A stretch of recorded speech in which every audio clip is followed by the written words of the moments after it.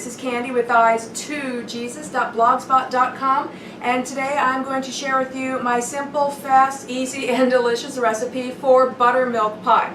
Now, buttermilk pie is a pie that usually does require a crust, and you're not going to see me making a crust, nor are you going to see me using a crust shell that I purchased at the store, but this pie is going to have a crust.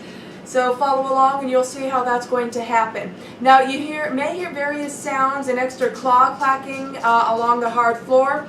I am puppy sitting, so I have 3 dogs that are occasionally running around my feet, and one by the tripod that I'm hoping it won't knock over.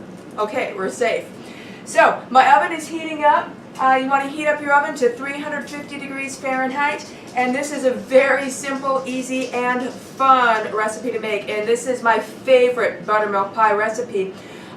Since New Year's, I have been experimenting with tweaking the recipe until I got it how I like it, and I have attained how I like it. So now I'm ready to share it with you. So in a nice mixing bowl, you want to put in 2 cups of buttermilk. I already popped in 2 cups of buttermilk. To that, you want 1 cup of white sugar. You want 1/2 cup of white flour. And then you want a tablespoon of lemon juice.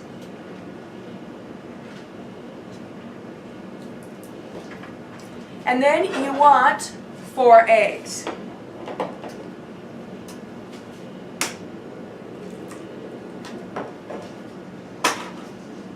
There is 1 and 2 and 3 and 4. The 2 dogs that were puppy sitting aren't used to seeing me talking to a camera, so they keep coming over and seeing who I'm talking to. Okay, I'm going to rinse my hands. Alrighty.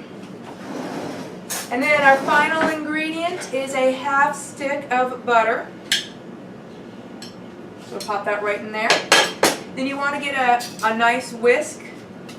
And of course you want to break up the egg yolks and break up the butter into smaller little pieces. And then you want to get it all whisked together. Now I have it all whisked together, and it is very liquidy, and there's little small butter lumps floating around in there, which is fine because that's going to melt in and work out just fine as it cooks. Now I took a pie pan, I buttered it. Notice there is still no crust, but this pie is going to have a crust. Not putting any crust in here, I am going to just pour this in my buttered pie pan, this very liquidy, slightly lumpy mixture. It's going to go almost up to the very top of the pan.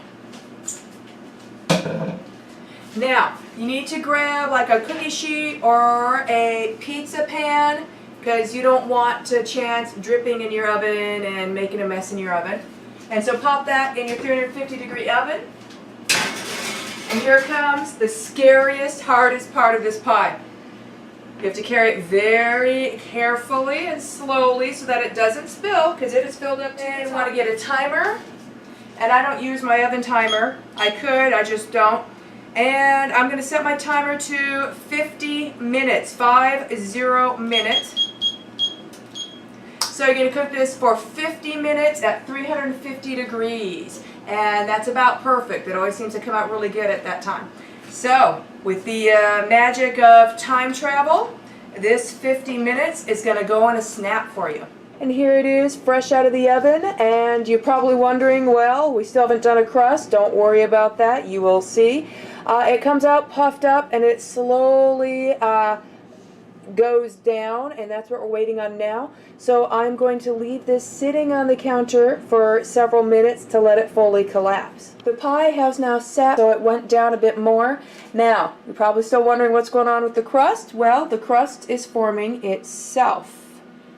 And we will see more about that as it continues to cool. So the next step is I'm going to take just some plastic wrap or saran wrap. I'm going to cover this over and stick this in the fridge, and it's going to need to be in the fridge for about 2 or 3 hours. Once your pie has chilled for a few to several hours in the fridge, it needs to chill and cool down all the way through, then it's ready to serve any time. So my pie is now completely cooled down, And the question about the crust, it makes its own crust.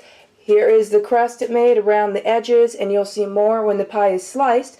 So I'm going to grab a knife and slice this really quick. Now I have it sliced into 8 pieces. So now I'm going to grab my little pie scoop and dish a slice out so you can see what a slice looks like. And here is what the pie looks like sliced. You can see it's got its delicate little crust there, and it's hard to pick up in the picture, but there is a light colored layer of what looks like crust on the bottom.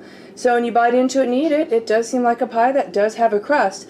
So this is how you make a creamy buttermilk pie that makes its own homemade crust. And yeah, this is my favorite way of making buttermilk pie. Have a blessed day.